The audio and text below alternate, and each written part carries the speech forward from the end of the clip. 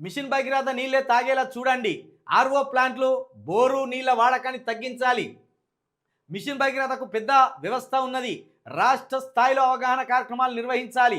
అధికారులకు దిశానిర్దేశం చేసిన మంత్రి సీతక్క.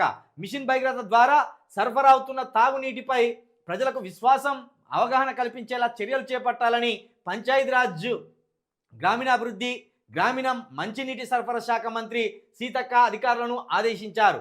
వేల కోట్లు ఖర్చు చేసి మిషన్ భగీరథ వ్యవస్థను ఏర్పాటు చేసిన ప్రజలు ఇంకా ఆర్ఓ ప్లాంట్లు, బోరు నీళ్లపై ఆధారపడంపై ఆవేదన వ్యక్తం చేశారు. సచివాలయంలో తన కార్యాలయంలో బుధవారం జరిగిన మిషన్ భగీరథ బోర్డు సమావేశంలో అధికారులకు సూచించారు. అబ్బా, ఇన్నాళ్ళ కనబడ్డా అక్క సీతక్క. ప్రతిపక్షంలో ఉన్నప్పుడే బాగుండే అక్క నువ్వు. ప్రతిపక్షంలో ఉన్నప్పుడు ఒక్కొక్క ఫోటో ఇట్లా విడుదల చేస్తా అంటే పుష్ప రేంజ్లో అప్లోడ్ వచ్చేది. ఒక్కొక్క ఫోటో సీతక్క ఎక్కడికన్నా పోయి ఇట్లా నిలబడితే ఆ ఫోటో బయటికి ఇడిచి పెడితే తెల్లార వరకు అది వైరల్.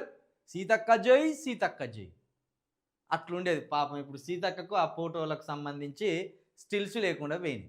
ఎందుకంటే ఏం పని చేస్తలేదు కదా, ఫోటోలు దిగలేకపోతాను.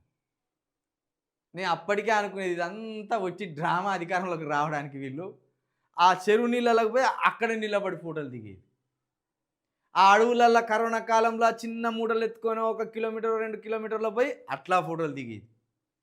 ఇప్పుడు గంత కొడంగల్లో గిరిజన బిడ్డలను 300 మందిని అరిగోస పెడతా అంటే ఆడికి పోయి ఒక్కసారి నిలబడితే మళ్ళీ ఫోటో బయటకు వచ్చేది కదా. అయ్యో, గిరిజనుల కోసం సీతక్క పోయి నిలబడే, సీతక్క మన గిరిజన బిడ్డలను ఆదుకోవాలని బాయే అని ఎంత పేరు వచ్చు.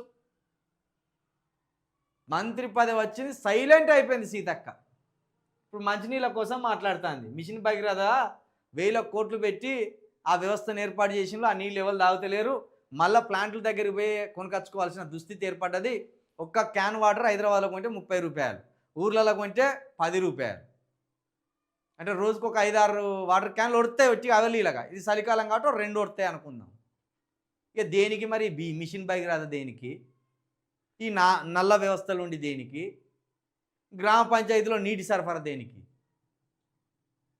ఏ ఊర్లో నువ్వు water can water can water can అంటే ఇక్కడ ప్రభుత్వం ఫెయిల్ అయింది అన్నట్టు, అధికారులు ఫెయిల్ అయింది అన్నట్టు. మంచినీరు కొంటా అంటే, గ్యాసు కొంటా అంటే, కరెంటు ఛార్జీలు ఉండనే ఉంటాయి, గ్యాస్ పైసలు పడుతూనే లేవా.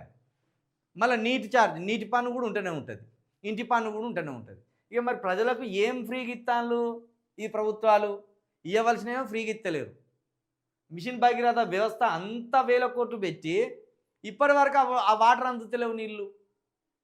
ఖచ్చితంగా ఈ ప్రభుత్వాల వైఫల్యమే. గత ప్రభుత్వం వైఫల్యం, ఈ ప్రభుత్వం వైఫల్యం కూడా. అది కొన్ని ఊర్లకు వచ్చింది, కొన్ని ఊర్లకు రాలేదు ఆ వాటర్.